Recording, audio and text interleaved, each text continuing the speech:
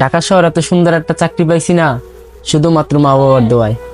আজকে যদি মা বাবার দোয়া না থাকতো, তাহলে এই পল্লী গ্রামে থাইকা এত সুন্দর একটা চাকরি পেতাম না। বা এই জন্যই তোমাদের বাড়িতে আসা।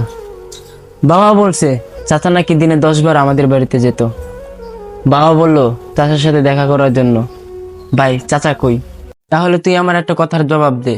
তুই থাকস এসি রুমে, এত বড় ব্যবসা তোর, তোর কিসের অভাব? তুই তো কাকারে একাই দেখতে পারোস। এই আমি আমার আব্বার খরচ কেড়ে দিমু।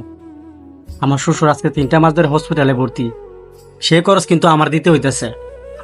আর এই যে প্লাটটা দেখতেছস না, এই প্লাটটা কিন্তু আমি আমার যোগ্যতায় কিনছি। এখানে লেকচার দিতেছস? কেন দেখোস না? কিসের জন্য দেখোস না? তাহলে শুন, আজকের আমার এই অবস্থা না আমার শ্বশুরের জন্য, আমার বাবার জন্য না। আর আমার এই মেজু ভাই আছে না, আমার মেজু ভাইকে কিন্তু আমার বাবার সকল সয় সম্পত্তি কিন্তু আমার মেজু ভাইকে দিয়ে দিছে। আমার বাপরে আমি কেন দেখবো? ওই দিন আমার মেজু ভাইকে আমি ফোন দিছিলাম 1500 টাকার জন্য, কিন্তু সে দেয় নাই। তাহলে আমি আমার বাপরে কেন দেখবো? আর তুই এখানে এসে বড় বড় লেসকা দিতেছস। মাসে 1500 টাকা লাগে ওষুধ কিনতে, এর জন্য আমার মেজো ভাইরে ফোন দেওয়া লাগে? তা তো তুই একাই দেখতে পারোস। যাই হোক ভাই, তোরে বোঝানোর অনেক কথাই ছিল, তোরে বোঝানো আমার পক্ষে সম্ভব না। এটা হলো আমার চাচার কপালের দোষ।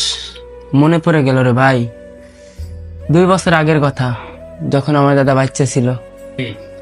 ভাই তখন আমি খুব বেকার ছিলাম। আমার বাবা আছে না, অসুস্থ হিসেবে বিছনায় পড়ে আছিল। আমার দাদা যদি একটা শখ করতো, ওটা কিনে দেওয়ার ক্ষমতা আমার ছিল না ভাই।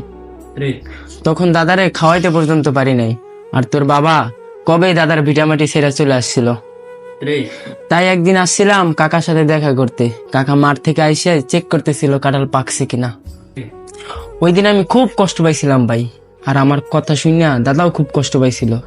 আর আমার তখন সামর্থ্য ছিল না যে দাদার বাজার থেকে একটা কাঁঠাল কিনে খাওয়াবো। মাসে যখন 70,000 টাকা বেতন পাই, তখন ভাবি, ইস, এই টাকার জন্য কতই না অবহেলিত হয়েছি। দাদা যখন বাইচা ছিল, দাদাকে ফল পর্যন্ত খাওয়াইতে পারিনি। কাকাদের সামর্থ্য ছিল, কিন্তু কাকারা দাদাকে ফল খাওয়ায়নি। এখন টাকা আছে, কিন্তু দাদা নাই। দাদার স্বপ্নগুলো পূরণ করতে পারি নাই, কারণ দাদা তো কবে দুনিয়া থেকে চলে গেছে। আর আজকে যে চাচার পরিস্থিতি, এই পরিস্থিতি দেখা মনে পড়ে গেল, তুই যেমনি তোর বাবাকে দেখোস নাই, তেমনি তোর বাবাও তোর দাদাকে দেখেনি। এটা হয়েছে নিয়তের খেলা। তুই কি তোর বাপরে দেখবি? ওইটা গোড়ার দোষ। বলি কি রে ভাই, সে তার বাপরে দেখিনি বলে তুই যে তোর বাপরে দেখবি না, ব্যাপারটা এরকম না। তার কোন ছেলে তার খরচ দিল বা না দিল, এই বিষয় নিয়ে তোর ভাবা লাগবে না। তোর কবরে তুই যাবি, অন্য কেউ কিন্তু যাবে না। তাই বাবা মার দায়িত্ব তুই পালন কর।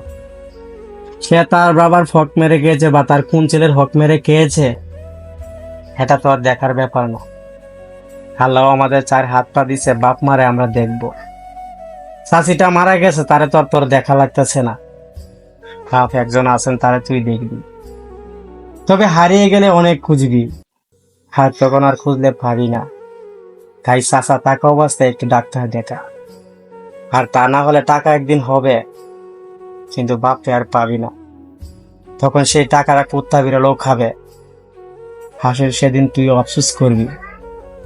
আমি চাচারে 10,000 টাকা দিছি, সেই টাকা দিয়ে চাচা 1 মাস ওষুধ খাইতে পারবে। আর ওই টাকা শেষ হয়ে গেলে তুই একটু চাচারে দেখিস।